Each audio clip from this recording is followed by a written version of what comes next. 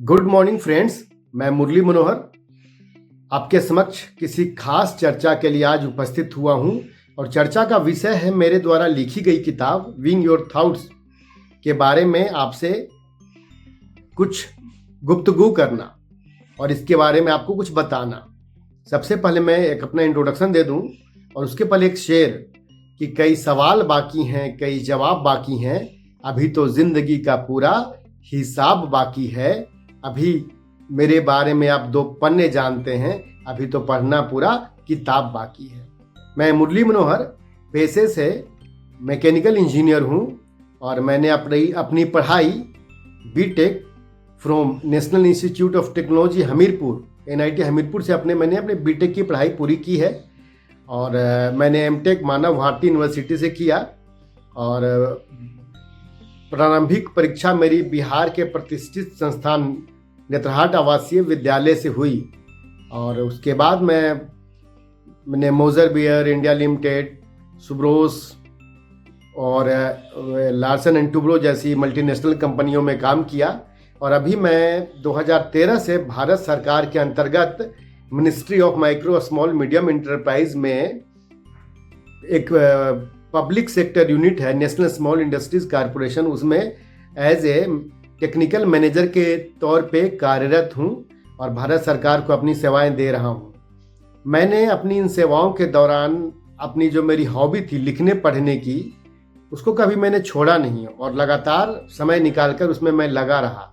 मेरी पहली किताब 2023 में शीतलहरी आई थी जो एक काव्य संग्रह है। इस किताब के लिए मुझे प्रतिष्ठित ग्लोबल एजुकेशन मेंटर अवार्ड प्राप्त हुआ और मेरी दूसरी किताब थी ऊंची सोच ऊंची उड़ान।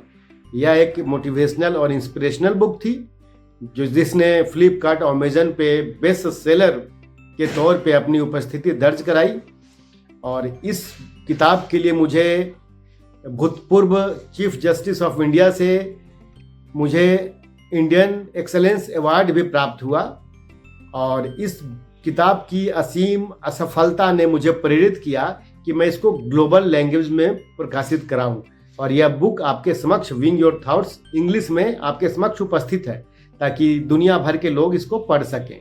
मोटिवेशनल इंस्पिरेशनल बुक है और इस बुक की खासियत ये है कि आपको मार्केट में बहुत सारे ऐसे किताब मिल जाएंगे जो किसी टॉपिक पे आपकी को चर्चा करेंगे, पर यह 18 अमूल्य विषयों का संग्रहालय है। जैसे आप जो पेरेंट्स और स्टूडेंट्स के बीच का जो आजकल गैप बोलते हैं कि जनरेशन गैप है, उस पे बारे में आपको चर्चा मिलेगी। अच्छा, प्रतियोगिता के कठिन दौर में आप अपने आप को खुद को तैयार करें, कैसे करें, उसके बारे में भी आपको जानकारी मिलेगी। इसके अतिरिक्त जीवन संघर्ष क्या है, कैसे है और इसको कैसे सफलतापूर्वक जिया जाए, जिंदगी को खुशनुमा कैसे बनाएं और संघर्ष के क्षणों में आपकी कौशलता या आपकी बुद्धि किस तरह से निखारी जाए, इन बातों पे खासकर परिचर्चा की गई है। रामधारी सिद्धिनकर ने लिखा है कि सच है विपत्ति जब आती है कायर को ही दहलाती है, सुरमा नहीं विचलित होते एक पल नहीं धीरज खोते, और जो लाक्षा गृह में जलते हैं सुरमा वही निकलते हैं। और हर मनुष्य में असीम सफलताओं की संभावना छिपी रहती है और जिसको कि लिखा भी है रामधारी सिद्धिनकर ने रश्मि रथी में कि गुण बड़े एक से एक प्रखर छिपे मानवों के भीतर, मेहंदी में जैसे लाली हो वर्तिका बीच उजियाली हो, बत्ती जो नहीं जलाता है रोशनी नहीं वो पाता है, जब पीसा जाता इच्छुदंड बहती उससे धारा अखंड, जब फूल पिरोए जाते हैं हम उनको गले लगाते हैं। इस बुक में, इस किताब में विंग योर थॉट्स आपको विषम परिस्थितियों में आपका रिएक्शन या क्या आपके तरफ से जिम्मेवारी उठानी होगी, कैसे इसको झेलना होगा और कैसे इस विषम परिस्थिति को पार करके सफलताओं की नींव डालनी है, यह सब आपको विस्तार से बताएगा। और इस किताब में कई ऐतिहासिक किताबों की चर्चा की गई है जैसे रामायण, महाभारत, भगवत गीता और बहुत सारे सफल जो लेखक हैं, विश्व के प्रसिद्ध लेखक हैं, उनकी किताब से कुछ चीज़ें प्रस्तुत की गई हैं ताकि आपको आसानी से समझाई जा सके। और आपको उदाहरण जो दिए गए हैं उस उदाहरण से पढ़ के आप खुद को बड़ा प्रेरित महसूस करेंगे। कभी रॉबर्ट फ्रॉस्ट ने लिखा था कि woods are lovely dark and deep but I have promises to keep and miles to go before I sleep. यानी कि सघन गहन मनमोहक वन तरु मुझको आज बुलाते हैं, किंतु किए जो वादे हमने याद हमें आ जाते हैं। अभी कहाँ आराम वदा, यह मुख निमंत्रण छलना है, अरे अभी तो मिलो मुझको चलना है। यह किताब उस मीलों की जर्नी को मिनटों में तय करने के लिए आपको प्रेरित करेगी। इस किताब को पढ़कर बहुत लोगों ने मुझे लिखा और बहुत लोगों के संदेश आए, और उसके अनुसार मुझे जो खुशी हुई वो आपको बयान नहीं कर सकता। लोगों ने पढ़कर और इस किताब को बहुत तरीके की किताब बताई, और आज के जो 18 जुझारू विषय हैं जिसमें कि पेरेंट्स, गार्जियन या लोग जो छात्र हैं, विद्यार्थी हैं, फंसे हुए हैं और अंधेरों में फंसकर अपने आप को गुमनामी में घेर लेते हैं, उन विषयों पर विशेषकर इसमें बड़ी चर्चा की गई है। और विंग योर थॉट्स एक ऐसी किताब बन गई जो बहुत कम समय में अमेज़न पे बेस्ट सेलर की कैटेगरी में आ गई। और एक शेर है कि परों को खोल जमाना उड़ान देखता है, परों को खोल जमाना उड़ान देखता है, जमीन पे बैठे बैठे क्या आसमान देखता है। एक छोटी सी कहानी है कि एक बार एक बाज का अंडा चिड़ियों के घोंसले में गिर जाता है।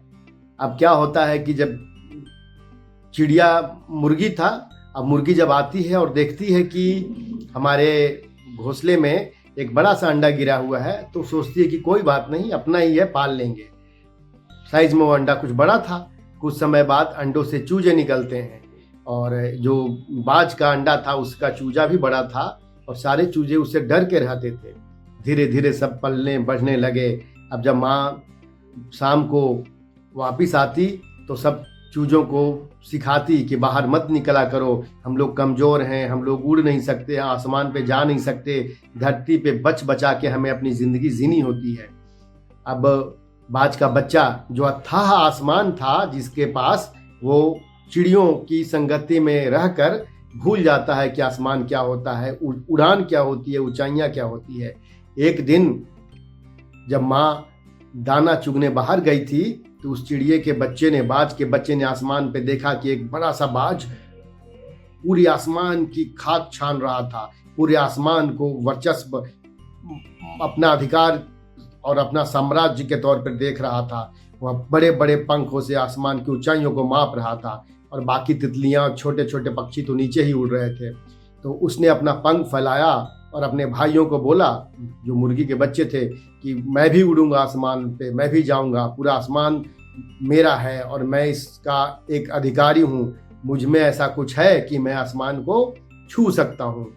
लेकिन उनके भाइयों ने, जो मुर्गी के बच्चे थे, उन लोगों ने उसको पकड़कर बोला कि नहीं नहीं, तुम भ्रम में हो, गलत हो, तुम गलत बात बोल रहे हो। शाम को माँ आई, जब चिड़िया आई, मुर्गी आई लौटकर, तो सब भाइयों ने कंप्लेन की।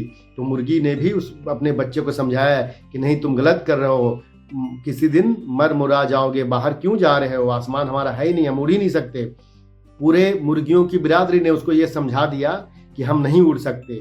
तो सोचिए कि एक बाज का बच्चा जिसमें पूरी काबिलियत थी कि आसमान को छू सकता था, पूरा आसमान का साम्राज्य का अधिकारी था, लेकिन वो मुर्गियों के साथ एक सामान्य मौत मर गया। हम लोग सब यही करते हैं। हम सब के पास असीम ताकत है, असीम शक्ति है, असीम संभावनाएं हैं, लेकिन हम करते क्या हैं? सोसाइटी के डर से, अपने माँ बाप के डर से, दुनिया के डर से, लोग क्या कहेंगे, सबसे बड़ा रोग क्या कहेंगे लोग, हम इसी में परेशान रहते हैं। और जो हम में संभावनाएं हैं, जो हम में गुण है, जो हम में कौशल है, हम उसको दबा देते हैं। और अधिकांश लोग यही करते हैं। एक शेर याद आता है जो हम सबको बोलना चाहिए, हम सबको को ध्यान में रखना चाहिए कि सिर्फ कर्म तुम्हारा कल होगा, और कर्म अगर सच्चा है तो कभी नहीं निष्फल होगा, हर एक मेहनत का फल होगा, आज नहीं तो कल होगा। सोना जितना तपता है उतना प्रखर निखरता है, हीरे में जितनी धार लगे उतना खूब चमकता है, लोहे में जितनी ताप लगे उतनी ऊर्जा भरता है, मिट्टी का बर्तन पकता है तब जाकर खूब खनकता है। और सूरज जैसा बनना है तो सूरज उतना जलना होगा, और नदियों का आदर पाना है तो पर्वत छोड़ निकलना होगा। और हम देवों के बेटे हैं, क्यों सोचे राह सरल होगा, थोड़ा विलंब होगा पर कर्म जरूर सफल होगा। ये भगवत गीता का सार भी है और ये जिंदगी का सार भी है। हम सब लोगों को संघर्ष के क्षणों में याद रखना चाहिए कि हम लोगों के कैसे वंशज रहे हैं, एक से एक वंशज रहे हैं जिन्होंने घास की रोटियां खाई पर किसी की अधीनता स्वीकार नहीं की। हमारे लोग ऐसे रहे हैं जिन्होंने विषम परिस्थितियों में ऐसा काम करके दिखाया जो दुनिया के लिए आदर्श बन गया। हम सब उनकी संतान हैं, हम सब कुछ कर सकते हैं, बस उसको जगाने की जरूरत है। आपको याद होगा रामायण का वो दृश्य जब पता चलता है कि सीता माँ को समुद्रों के बीच एक लंका नगरी में रखा गया है और एक बाज बोलता है कि मुझे दिखाई दे रही है कि अशोक वाटिका में सीता रखी हुई है, बैठी हुई है और रो रही है। सारे बंदर समुद्र किनारे बैठ के रोते रहते हैं कि उधर जाएगा कौन, कौन जा पाएगा, किसी में तो इतना समर्थ नहीं। तभी जामवंत जी को याद आता है कि नहीं, हमारे बीच एक ऐसा योद्धा है जिसको उसकी शक्ति एहसास दिलाएं तो कुछ भी कर सकता है। और वो जाते हैं और हनुमान जी को कहते हैं कि तुम कैसे बैठे हो हाथ पे हाथ धर कर हनुमान, तुमने तो बचपन में सूर्य निगल लिया था, तुम्हारा तो समर्थ इतना है कि एक छलांग में समुद्र को लांग जाओगे और तुम यहाँ पे हाथ धर के बैठे हो। हनुमान जी को अपनी शक्ति का एहसास होता है और वो उड़ान भरते हैं और अशोक वाटिका में जाकर माता सीता की खबर ले आते हैं। उस लंका नगरी में आग लगा के आते हैं। इसको बोलते हैं स्ट्रॉन्ग बर्निंग डिजायर, जो हम सब में है, लेकिन करने की क्या जरूरत है, उसको जगाने की जरूरत है। हम अपने सामर्थ्य को, अपनी शक्ति को पहचानते नहीं है। ये किताब उन सभी संभावनाओं को, स्थितियों को और आप में छुपी हुई गुणवत्ताओं से आपको अवगत कराएगी। ये किताब एक बार जरूर पढ़िएगा, आपको बहुत अच्छा लगेगा और मुझे जरूर लिखिएगा कि कैसा लगा। ये मेरे पिछले 30 सालों का अनुभव है जो मैंने विभिन्न जगहों पे, सेमिनार में, काव्य गोष्ठी में, मुशायरों में या कविता सम्मेलन में या फिर पेपर प्रेजेंटेशन में, विभिन्न यूनिवर्सिटी में, कॉलेजेस में जाकर मैंने जो ज्ञान अर्जित किया है उस ज्ञान को मैंने किताब में झोंक दिया है। पढ़कर आपको बहुत अच्छा लगेगा, जरूर लिखिएगा। और आपको बहुत बहुत धन्यवाद कि आपने इत्मीनान से मुझे और मेरी किताब के बारे में इतना सुना। आपका बहुत बहुत धन्यवाद।